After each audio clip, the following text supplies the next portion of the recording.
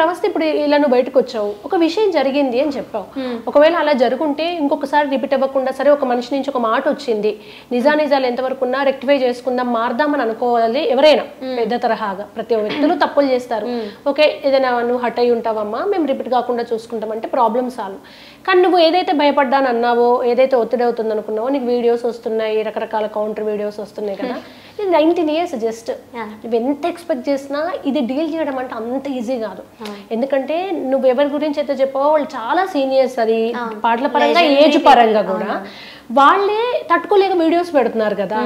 Just your 19 కదా, ఎలా deal చేస్తున్నావు ఈ స్ట్రెస్ అంతా? కొంచెం ఫస్ట్లో హార్డ్ ఉండింది, బికాజ్ వాళ్ళ ఫ్యాన్స్ నుంచి కానీ ఇలా హేట్ మెసేజెస్ బాగా రావడం, కంటెస్టెంట్స్ కానీ ఫేక్ అకౌంట్స్ క్రియేట్ చేసి అలా చేయడం చాలా జరిగాయి ఫస్ట్లో. But I knew what ever I'm doing is right అనే కాన్ఫిడెన్స్ అయితే నాకు ఉండింది. అండ్ అదే నేను చెప్తున్నా, నాలా సఫర్ అవ్వకూడదు ఇంకెవ్వరు కూడా. వీళ్ళకి ధైర్యం లేకపోయినా నాకుంది, నేను ఎలా అయినా ఇవన్నీ బయట పెట్టాలి. I have to expose all these dark secrets ఇంత మంచి ప్రెస్టీజియస్ షోలో. అండ్ ఇట్స్ ఒకవేళ it's destroying Parthatheega's name. SPB sir create చేసింది, వీళ్ళందరూ డిస్ట్రాయ్ చేస్తున్నారు ఇలా చేసి, ప్రొడక్షన్ హౌస్ కానీ డైరెక్షన్ డిపార్ట్మెంట్ కానీ. So I'm also trying to save a prestigious name Parthatheega అనేది. అంతేకాని దాని మీద డర్ట్ చల్లడం అయితే ఏం లేదు. అండ్ మేము పాటకు దగ్గర డ్రెస్సులు ఇస్తామని ఒకరు చెప్పారు, నువ్వు వెంటనే ఒక వీడియో పెట్టావు, ఈ పాటకి ఈ డ్రెస్, అది పేద నాంపల్లి స్టేషన్ కాడ పాటకి ఈ డ్రెస్ కి ఏమైనా సంబంధం ఉందా అని. అక్కడ నువ్వు ఆన్ స్పాట్ ఇది ఈ డ్రెస్ సెట్ అవ్వదండి అని చెప్పే ప్రయత్నం చేసావా? యా, నేను అది కూడా చెప్పా వీడియోలో. I went to Praveena ma'am, Gnapika production house. So ఆవిడ దగ్గరికి వెళ్ళి చెప్పాను, మ్యామ్ ఇక్కడ అంతా గుచ్చుకుంటుంది, ప్లస్ ఐ డోంట్ థింక్ పాటకు సెట్ అవుతుందని. అండ్ ఆల్సో ఇక్కడ టైట్గా ఉంది, నాకు బ్రీదింగ్ తీసుకునేటప్పుడు చాలా అన్కంఫర్టబుల్ ఉందని కూడా చెప్పాను పాడేటప్పుడు. సో ఆవిడ ఏమన్నారు, లేదు చూడ్డానికైతే బాగుంది, కెమెరాలో బాగుంటుందని చెప్పారు, కానీ నేను అన్కంఫర్టబుల్ అని చెప్పా కూడా పాయింట్ అవుట్ పట్టించుకోలేదు. మళ్ళీ నన్ను నీ మనస్సాక్షికి తెలుసు అది ఇది అంటున్నారు. So I think she knows very well. నేను వెళ్ళి కూడా మాట్లాడాను అక్కడ, సో చెప్పినా పట్టించుకోలేదు. వాళ్ళకి మా లాంటి కామన్ పీపుల్కి ఎక్కడ బాధ అవుతుందంటే, కీరవాణి గారు, సునీతమ్మ లేదా చంద్రబోస్ గారు, అసలు నిజంగానే ఒక విశ్వనాథ్ గారు ఉన్నారు, ఒక బాలసుబ్రహ్మణ్యం గారు ఉన్నారు అనుకుందాం, ఒక ఇళయరాజా గారు ఉన్నారు. అప్పుడు మనం ఎంత ఒళ్ళు దగ్గర పెట్టుకుని ఉంటాము, ఇవేవి చెయ్యము, నిలబడి నోరు మూసుకుని పాట పాడేసి వస్తాం అంతే. సో నిజంగానే కామన్ ఆడియన్స్ కూడా నచ్చట్లేదు, ఇలాంటివి వద్దేమో, డాన్స్ వద్దేమో, వెకిలి జోక్స్ వద్దేమో అని కొంచెం రియలైజ్ అయ్యి, ఎందుకంటే వాళ్ళు సీనియర్స్ నుంచి చూస్తూ వస్తున్నారు, వాళ్ళు చాలా స్ట్రిక్ట్ గా జానకమ్మ కదలకుండా పాడిన జానకమ్మ లాంటి వాళ్ళని చూసి వచ్చినప్పుడు కామన్ ఆడియన్స్ అంతా నెగిటివే ఉన్నారు వాళ్ళకి.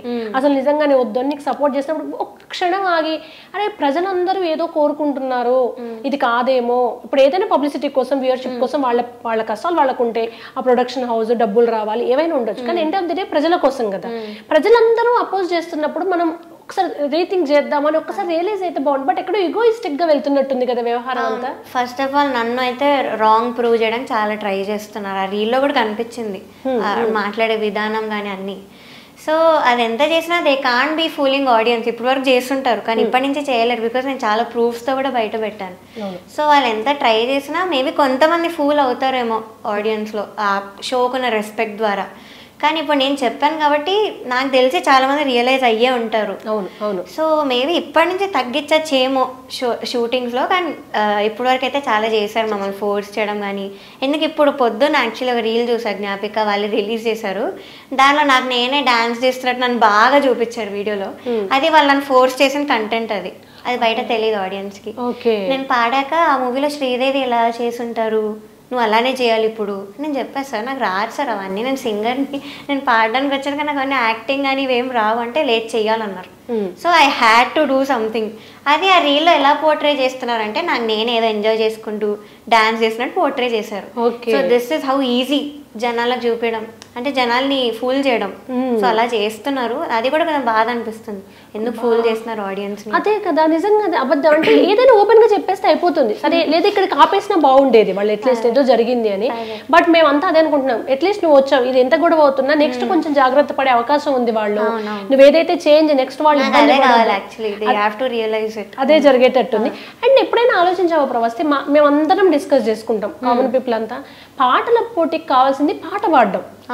ఎండ్ ఆఫ్ ది డే మీరు సినిమాలో పాడినా స్క్రీన్ కి వెనకాల పాడతారు, ఈ డాన్స్ ఎందుకు అసలు, ఇది ఎక్కడ స్టార్ట్ అయింది, ఇది నార్త్ కల్చర్ కదా, ఎందుకు ఈ డాన్స్ అంత ఫోర్స్ చేస్తున్నారు? అంటే ఇప్పుడు సింగర్స్గా కొన్ని మూమెంట్స్ ఇస్తే దట్స్ ఫైన్, బికాజ్ మేము అది ఆటోమేటిక్గా వచ్చేదే, ఎంజాయ్ చేస్తూ మూమెంట్స్ ఇచ్చేది దట్స్ ఫైన్. కానీ బీజిఎంలో మీరు డ్యాన్స్ చేయాలి, మీరు చేయకపోతే అసలు వేస్ట్. ఇంత ఎక్స్పీరియన్స్ పెట్టుకొని ఏంటి మీరు, బ్రీత్ కష్టం అవుద్ది కదా. ఇప్పుడు పల్లవి చరణానికి మధ్య బీజిఎం మనం అలర్ట్ అయ్యి బాడీ ఒక్కొక్కలా ఉంటుంది, వాళ్ళ టాలరెన్స్ వాళ్ళకి తగ్గట్టుగా ఉంటుంది. So you can't force someone. చిన్నపిల్లలతో కంపేర్ చేసి వాళ్ళ సీజన్ ఎంత బాగా చేశారు, మీకు ఇంత ఎక్స్పీరియన్స్, ప్రొఫెషనల్ సింగర్స్ అందరూ, మీరు చేయకుండా వేస్ట్ అలా మాట్లాడారు వచ్చి. So this is very wrong. You can't force a singer ఇలా డాన్స్ చేయమని. అన్ని మా మైండ్లో చాలా వెళ్తూ ఉంటాయి పాడేటప్పుడు. యాక్చువల్లీ ఎగ్జాక్ట్లీ లిరిక్స్ గుర్తు పెట్టుకోవాలి, ఎక్స్ప్రెషన్స్ వాయిస్లో చూపించాలి, ఈ లైన్ తర్వాత ఈ లైన్ వస్తుంది, మ్యూజిక్ గ్యాప్స్ గుర్తు పెట్టుకోవాలి. సో ఇంత వెళ్తున్నప్పుడు మైండ్లో నువ్వు డాన్స్ చేయని యూ కాన్ ఫోర్స్ సమ్మన్. అవును అవును, నేను బయట మీ ప్రోగ్రామ్స్ కూడా చూస్తాను, మీరు చాలా పద్ధతిగా అక్కడ కూడా పాడేసి వెళ్ళిపోతారు పాట పోర్షన్ మట్టుకే. బయట ఏదో చేసి ఇక్కడ చేయాలని కూడా అనలేదు. అండ్ బాణి జయరామ్ గారు, జానకమ్మ, సుశీలమ్మ వీళ్ళు ఎవరు డాన్స్ చేయలేదు. అంతే, వాళ్ళు పాడిన పాటలు ఇప్పుడున్న వాళ్ళు ఇంకా పాడలేరు, అలా పాడలేరు కూడా. ఆ ఎక్స్ప్రెషన్స్ అనేవి వాయిస్ లో వచ్చే వాళ్ళకి. ఎగ్జాక్ట్లీ. అండ్ అలా మనం ట్రై చేయాలి, కానీ ఫేస్ ఇది కూడా ఫేషియల్ ఎక్స్ప్రెషన్స్ లేవు నీకు, నన్ను అన్నారు అక్కడ లేవు. అదే నేనేమైనా యాక్టర్ కాదు, first of all I'm not an actor. కానీ నీకు ఫేషియల్ ఎక్స్ప్రెషన్స్ లేవు, నువ్వు ఇంకా చూపించచ్చు నీకు ఇచ్చిన సాంగ్స్కి, అలా కూడా అన్నారు. So I don't think that's right. ఇక్కడ నా సింగింగ్కి మార్క్స్ వస్తాయి, నా ప్రెజెంటేషన్ ఇంపార్టెంట్ సాంగ్కి. సో దానికి మీరు ఫేషియల్ ఎక్స్ప్రెషన్స్ లేవు అండ్ పర్ఫార్మెన్స్కి ఎక్స్ట్రా మార్క్స్ ఇచ్చేయడం, కొంతమందికి తప్పులు చేసిన డాన్స్ చేసి కవర్ చేసేస్తున్నారు, సో వాళ్ళకి ఎక్స్ట్రా మార్క్స్ ఇవ్వడం అలా జరిగింది. అంటే ఇప్పుడు ఓన్లీ పాట అద్భుతంగా పాడే వాళ్ళకి డాన్స్ రాకుండా వాళ్ళు పనికిరారు, ఇంకా అవసరం లేదు. అక్కడైతే అలానే చెప్పారు. అసలు ఇంకొక నీకు జోక్ చెప్పనా, ఈ రీసెంట్ ఒక సినిమా రిలీజ్ అయింది, చక్రి గారి వాయిస్ ని ఏలో పెట్టి సేమ్ ఎవరైతే మనకు లేరు మ్యూజిక్ డైరెక్టర్ ఆయనతో పాడిస్తారు. అంటే రాను రాను ఏ వచ్చేస్తుంది, గొంతులు అవసరం లేకుండా పోతుంది. ఈ టైంలో నిజమైన నాలెడ్జ్, ఒక టాలెంట్ దొరకడమే కష్టం అనుకుంటే, ఉన్న వాళ్ళకి ఎక్స్ట్రా కరికులర్ యాక్టివిటీస్ అన్ని పెట్టి చేయమంటే చేయలేరు కదా వాళ్ళు ఎవరు కూడా. అంటే సింగింగ్ రియాలిటీ షోలో కాకుండా ఇంకేదో అయిపోతుంది అక్కడ. ఎగ్జాక్ట్లీ, ఓన్లీ సింగింగ్ బేస్ చేసుకొని ఉంటే బాగుంటుంది.